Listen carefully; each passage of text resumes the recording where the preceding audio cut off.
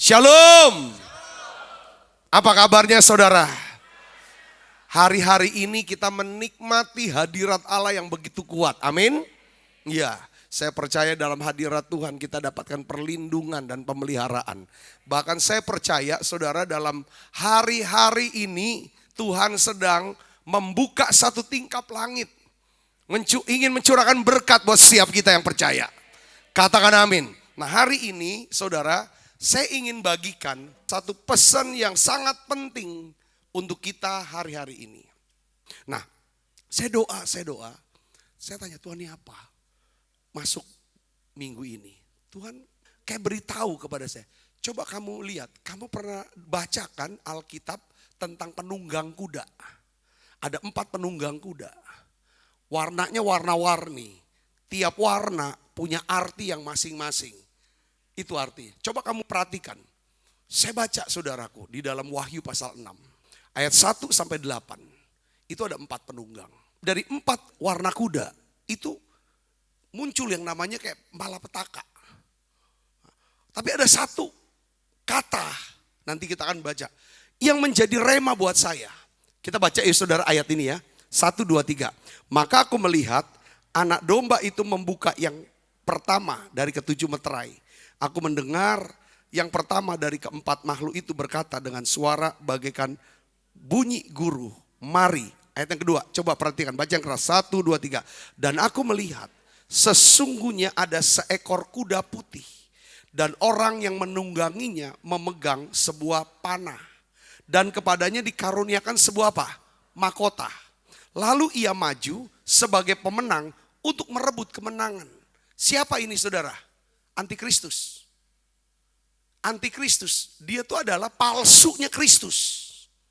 Dia palsunya seperti asli, tapi palsu. Orang sulit bedakan. Perhatikan lagi, kepadanya diberikan sebuah apa? Mahkota. Lalu ia maju sebagai pemenang untuk merebut kemenangan seperti ini. Saudaraku, menunggang kuda. Kuda ini zaman dulu Rasul Yohanes lihatnya kuda. Kalau zaman sekarang apa? Internet, media sosial, itu kudanya. Saudara, ngerti gak saudara maksud saya? Dia sepertinya bawa damai. Jadi pemenang. Dia menang, dia pegang mahkota. Tuhan kasih tahu itu.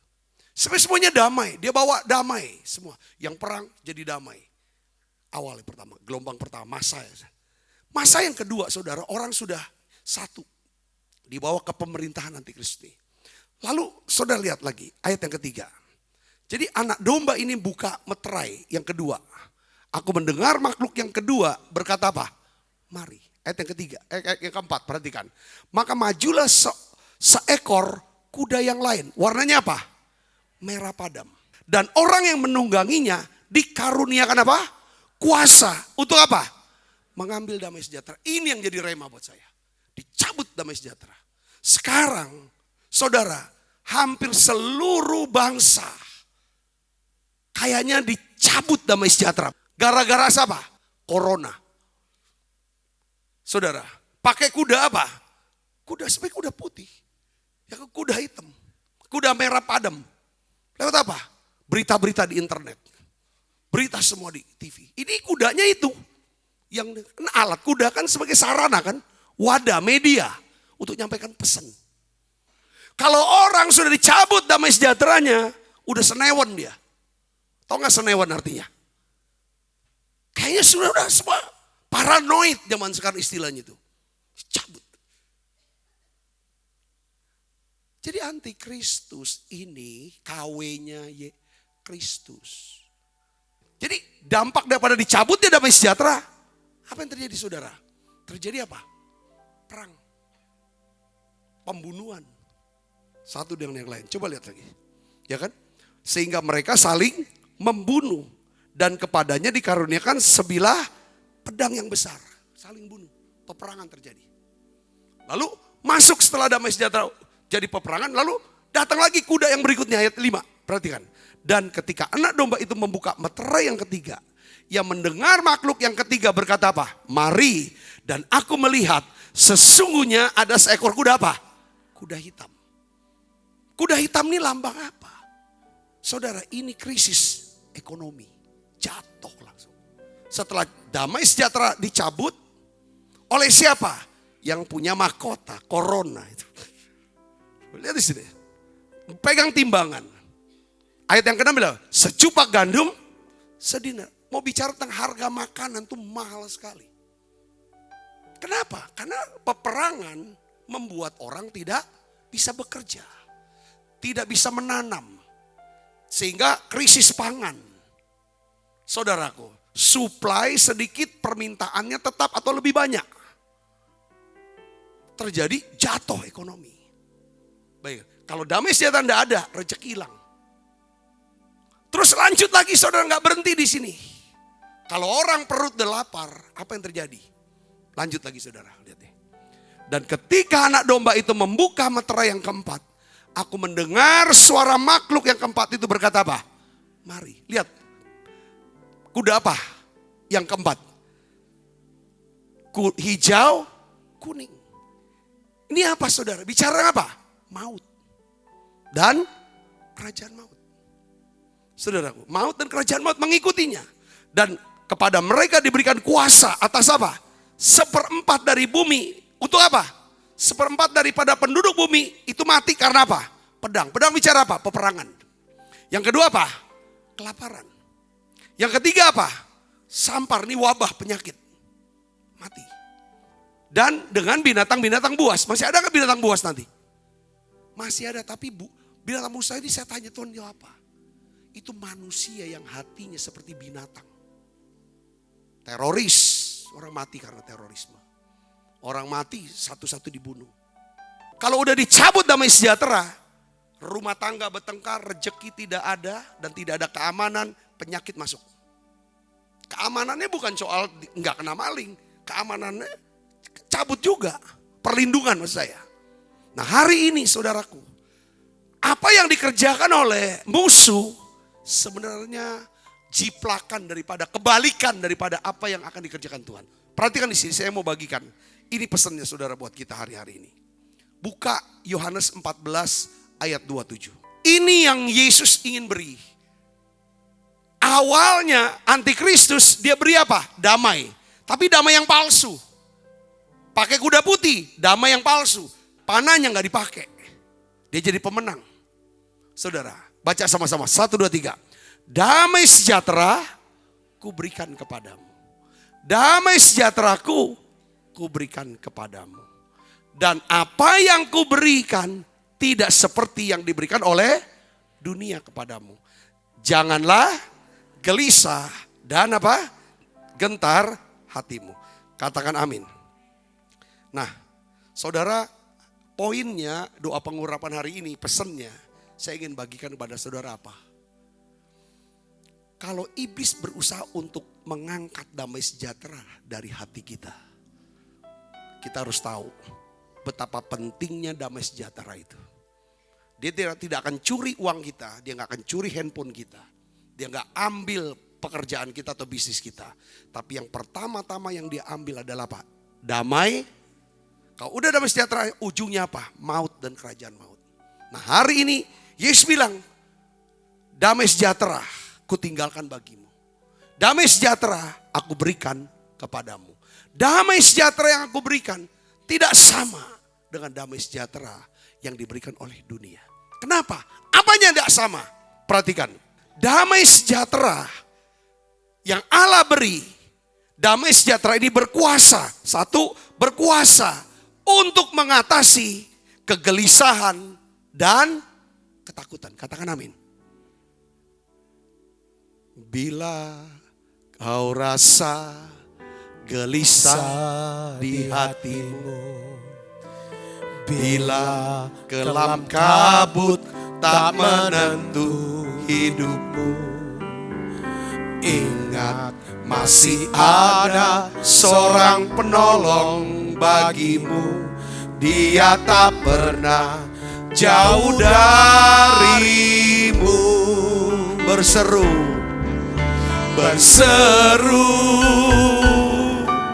memanggil namanya, berdoa dia akan segera menghampiri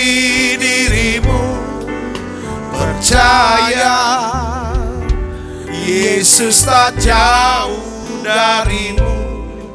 Dia hanya sejauh doa.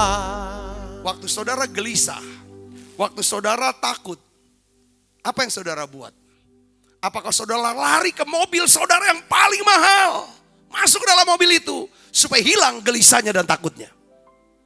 Apa saudara pergi ke rumah saudara yang baru saudara beli, ya saudara baru bangun yang paling mahal, ke situ betul? Atau saudara ambil emas saudara, pegang gini, supaya hilang takutnya? Tidak juga. Kenapa kok emas? Atau saudara duduk ke kursi jabatan saudara yang selama ini diidam-idamkan? Tidak bisa. Rupanya kegelisahan, ketakutan hanya bisa dilenyapkan oleh apa?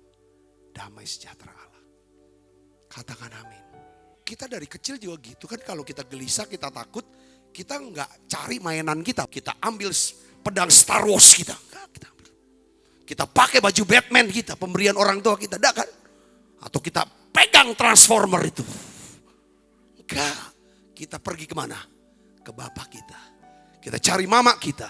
Kita minta dia peluk kita. Katakan amin.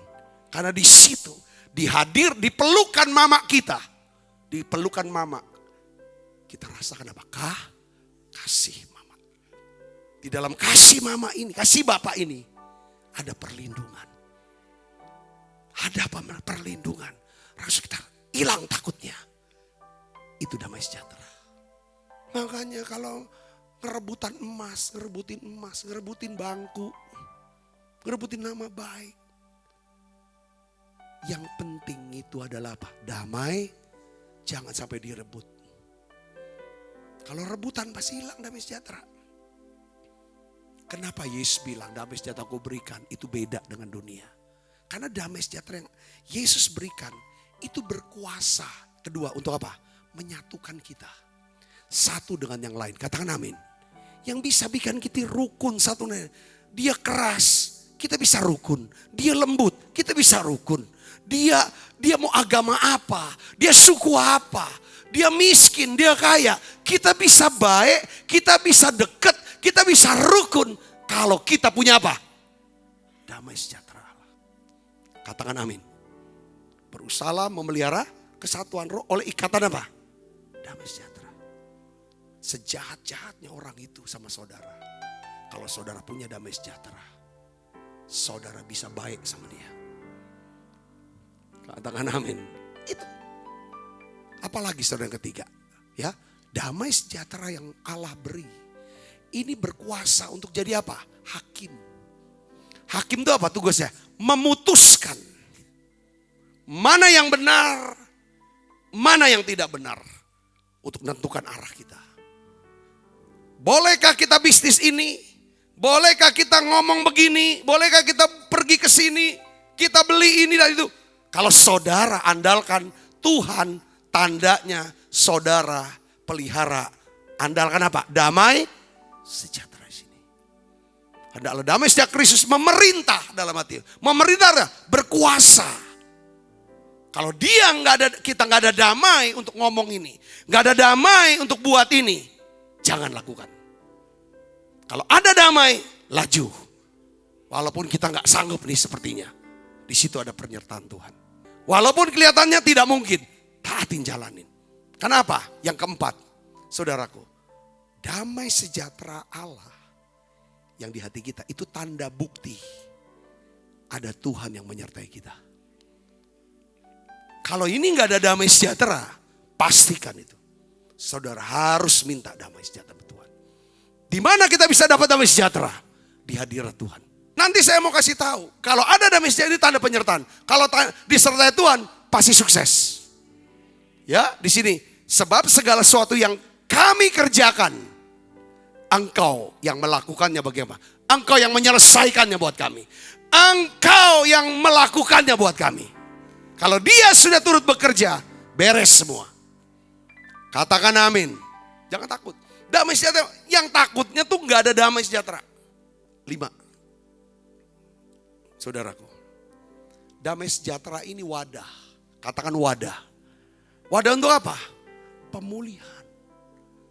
Dan apa? Mujizat. Saudaraku, lihat nih ayatnya. Saudara, Zakaria 8 ayat 9 ya. Baca sama-sama yuk, 1, 2, 3. Beginilah firman Tuhan semesta alam. Kuatkanlah hatimu, hai orang-orang yang selama ini telah mendengar firman ini. Yang diucapkan para nabi sejak dasar rumah Tuhan semesta alam diletakkan untuk mendirikan bait Allah. Jadi kalau zaman dulu ya, orang bangun rumah Tuhan, di situ baru ada damai sejahtera. Kalau orang gak perhatikan pembangunan rumah Tuhan, hidupnya gak ada damai sejahtera. Zaman sekarang membangun rumah Tuhan itu artinya apa saudara? Yaitu membangun kehidupan rohani. Sebelum mereka membangun rumah Tuhan, belum bangun rumah Tuhan, Alkitab akan tidak ada damai sejahtera. Dampaknya apa? Tidak ada rezeki bagi manusia. Bukan cuma manusia, tidak bagi binatang. Kenapa? Karena musuh. Tidak ada keamanan bagi orang yang keluar, bagi orang yang masuk. Lagi pula aku membuat semua manusia apa? Betul, kalau nggak ada damai sejahtera, nggak ada rezeki, nggak ada perlindungan, bertengkar terus. Kalau udah bertengkar terus, udah bisa kerja, nggak ada penghasilan, jatuh ekonominya. Tambah terpuruk, itu nggak ada damai sejahtera.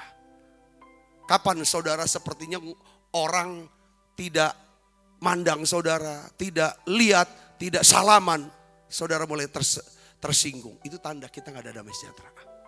Kalau kita penuh damai sejahtera, orang bilang gak usah salaman ya. Salam apa? Sehatinya atau salam damai saja. Oh ya gak apa-apa. Ya zaman sekarang nih kalau gak ada damai sejahtera, kita nyodorin tangan, orang gak mau salaman. Apa yang terjadi? Tersinggung gitu ya dak? Udah ini. Nah lihat saudara.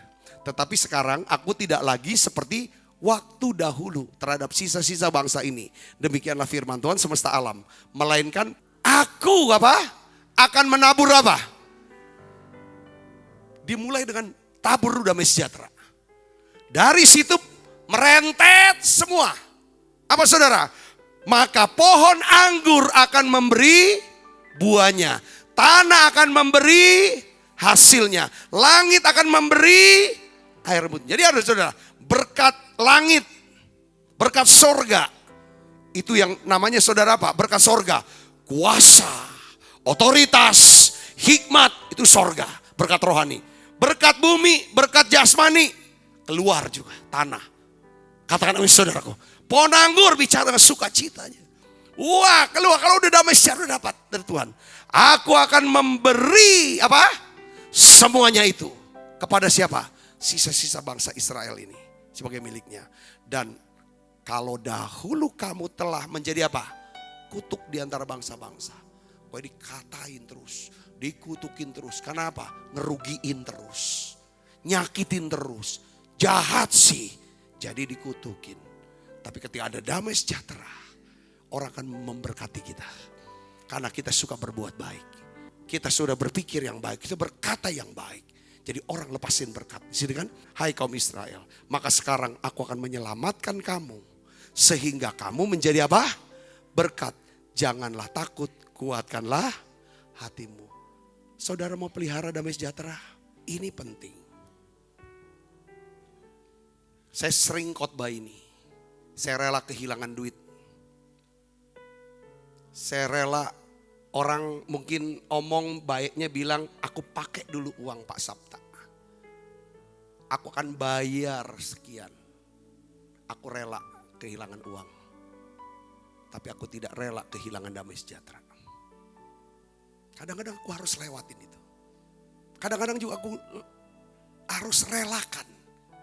Orang ngomong ini salah paham, salah pengertian. Asalkan saya tidak kehilangan damai sejahtera. Kadang kita harus rela dihina, dikatain.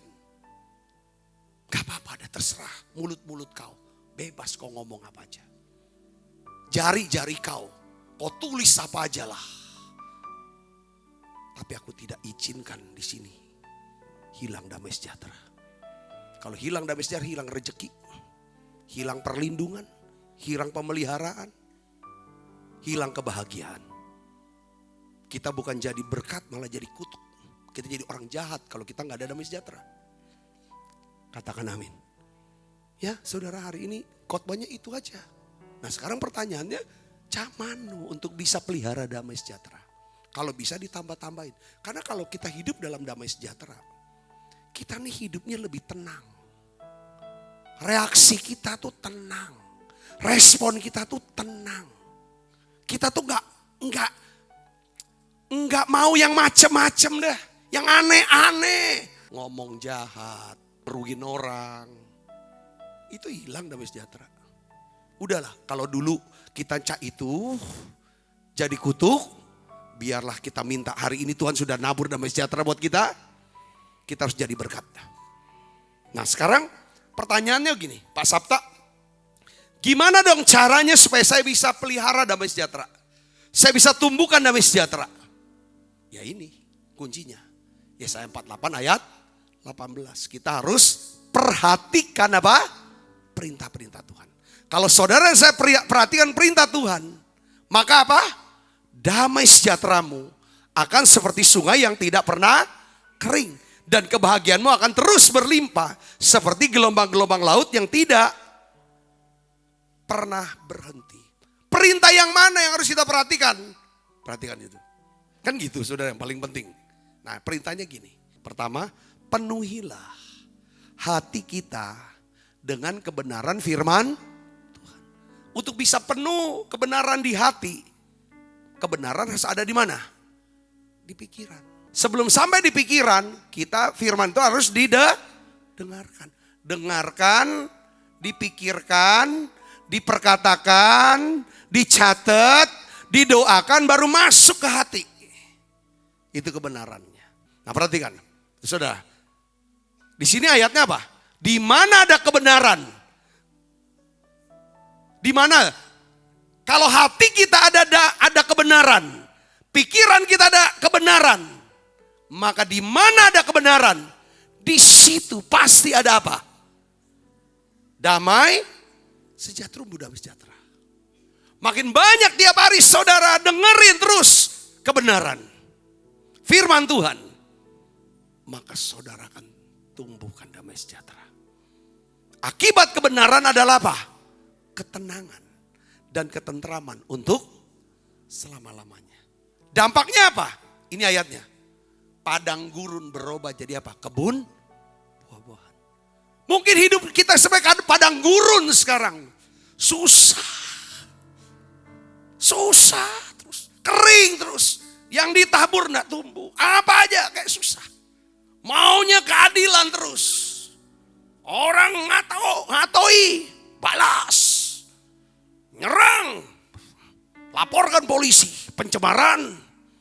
Nama yang baik, emang baik ya namanya kita? Benar apa?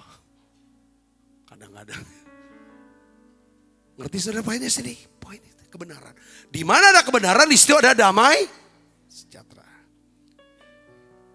Karena Yesus sendiri juga berkata begini, Yohanes 8 ayat 32. Kamu akan mengetahui dan kebenaran yang kamu ketahui sebenarnya. Dalam terjemahan yang lain. Kebenaran yang kamu ketahui, kebenaran itu akan. Nah sekarang jadi masalah, kita diikat oleh apa? Ketakutan kah? Kecemasan kah? Mau gak merdeka dari ketakutan dan kecemasan? Mau. Ya, ketakutan akan apa? Contoh, corona misalnya. Bagaimana caranya kita bisa merdeka dari ketakutan akan corona ini? Ya kita harus punya kebenaran. Matius 8 ayat 2 dan 3. Ketika ada orang kusta, saudara, datangi Yesus. Dia sujud nyembah Yesus. Dia berkata, Tuhan kalau Tuhan mau, Tuhan bisa tahirkan atau sembuhkan saya. Saudara tahu ya, hukum Taurat sudah ngatur. Ya, bahwa setiap orang yang kena kusta itu karena apa? Virus, ada bakteri. Dia harus dikarantina.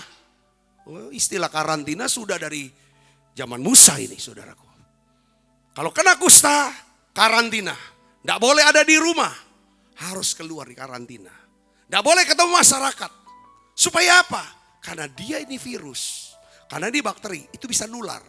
Supaya tidak menular ke seluruh orang Israel. maka orang kusta harus dikarantina. Kedua, kalau orang kusta harus jalan dan bertemu dengan orang tidak kusta, dia harus teriak apa? Najis, najis, najis. Supaya orang tahu dia ini kusta dan tidak sentuhan. Ngerti saudaraku? Sudah ngerti. Yang berikutnya apa saudaraku? Jadi dia gak boleh sentuh sama siapapun. Saudara, saya dapetin pengertian begini. Ya, baca ayat yang ketiga. Lalu Yesus apa? Mengulurkan tangannya, menjamah orang itu dan berkata, "Apa? Aku mau. Jadilah kamu tak." Jadi saudara, orang kusta kalau dia sentuhan sama orang yang tidak kusta jadi najis. Dia kena virusnya. Saudara, tapi orang yang sentuhan dengan Yesus, orang kusta, bukan Yesusnya jadi najis, tapi orang kustanya jadi apa? Tahir. Dari sini saya dapetin kebenaran. Tuhan bilang, kenapa kamu tidak berpikir? Kenapa kamu tidak belajar percaya? Bahwa setiap orang yang sentuhan dengan kamu, kalau memang harus kamu sentuhan dengan dia, karena kamu harus doakan tumpangin tangan mereka, harus salaman sama mereka. Mereka yang sakit, sentuhan sama kamu, dia akan sembuh. Dia akan sembuh. Beri kemuliaan buat Yesus. Jangan kamu takut. Jangan kamu takut. Bahwa kita harus yakin. Kenapa? Karena kamu punya roh Kristus. Kristus lebih besar dari virus. Dan di mana kamu ada, kalau di situ ada virus, virusnya akan mati. Ini kebenaran. Kebenaran yang kita ketahui, kebenaran itu akan memerdekakan kita. Kalau kita sudah merdeka, pasti ada damai sejahtera. Di mana ada kebenaran, di situ akan tumbuh damai sejahtera. Jadi gak takut lagi. Setuju gak saudara? Katakan. Ini soal virus. Sekarang soal apa lagi? Kalau saudara dapatin kebenarannya. Bahwa Allahku sanggup mencukupi segala keperluanku. Menurut kekayaan kemuliaan dalam Yesus Kristus. Saudara sedang depresi, stres karena apa? Cari firman kebenarannya. Nah, untuk bisa hal itu saudara, bagaimana caranya? Saudara Kristus, setelah kita dapat ini kan, coba kebenaran firman ini harus bertumbuh jadi apa? Iman, katakan iman. Jadi yang kedua adalah penuhilah hati kita dengan iman kepada Tuhan. Katakan amin. Ya, sebab inilah kasih kepada Allah, yaitu bahwa kita menuruti perintah-perintahnya. Perintah-perintahnya itu tidak berat, sebab semua yang lahir dari Allah mengalahkan dunia. Inilah kemenangan yang mengalahkan dunia itu. Apa saudara? Iman kita. Katakan amin. Saudara harus punya iman nih. Saya doa saudaraku. Saya berdoa supaya saudara punya iman. Iman ini akan tumbuhkan damai sejahtera. Ya, iman itu apa sih saudaraku yang kasih Kristus? Nah, iman ini senjata ya untuk melawan daripada ketakutan. Iman itu artinya kita percaya karena Tuhan mengasihi kita, Tuhan pasti akan menolong kita. Efesus 2 ayat 8, 9, 10. Karena kasih karunia kamu diselamatkan oleh iman. Tetapi saudara, tanda orang ini punya iman yang menyelamatkan dia. Tandanya apa? Ayat yang 10. Saudara, iman harus disertai dengan perbuatan baik. Katakan amin. Iman yang hidup adalah iman yang disertai dengan perbuatan baik. Katakan amin. Jadi saudara tanya, Pak Sabta, gimana kok iman bisa menumbuhkan damai sejahtera? Begini saudaraku, saya akan jelaskan kepada kita semua. Roma 2 ayat 10 katakan, kalau kita suka berbuat baik, maka kita akan memperoleh apa saudara? Kemuliaan, kehormatan, dan damai sejahtera. Kita bisa berbuat baik bukan untuk dapat sorga. Kita bisa berbuat baik karena kita sudah dapatkan sorga. Bukan untuk mendapatkan. Tetapi karena sudah mendapat sorga. Karena iman kita pada Yesus. Bukti kita punya iman sama Yesus. Yang membuat kita diselamatkan adalah apa? Kita suka berbuat baik. Kalau orang Kristen suka berbuat baik, inilah orang Kristen yang imannya hidup. Orang yang imannya hidup, dia akan memperoleh apa? Kemuliaan, kehormatan, dan damai sejahtera. Perbuatan baik apa kira-kira yang pasti diterima sama orang? Buka Alkitab kita.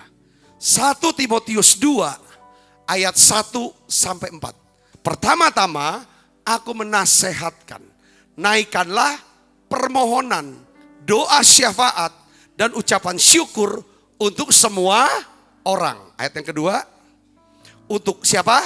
Raja-raja. Untuk siapa lagi? Semua pembesar. Agar kita dapat hidup tenang, tentram dalam segala kesalehan dan kehormatan. Yang ketiga, itulah yang baik dan yang berkenan kepada Allah, Juru Selamat kita. Ayat yang keempat, yang menghendaki supaya semua orang apa? Diselamatkan dan memperoleh pengetahuan akan kebenaran. Jadi perbuatan baik apa saudara yang gak bisa ditolak orang? Berdoa syafaat buat dia. Mulai hari ini kalau saudara mau punya damai sejahtera, saudara harus punya iman. Tanda kita punya iman, kita suka berbuat. Perbuatan baik apa yang tidak bisa ditolak oleh orang lain? Syafaat.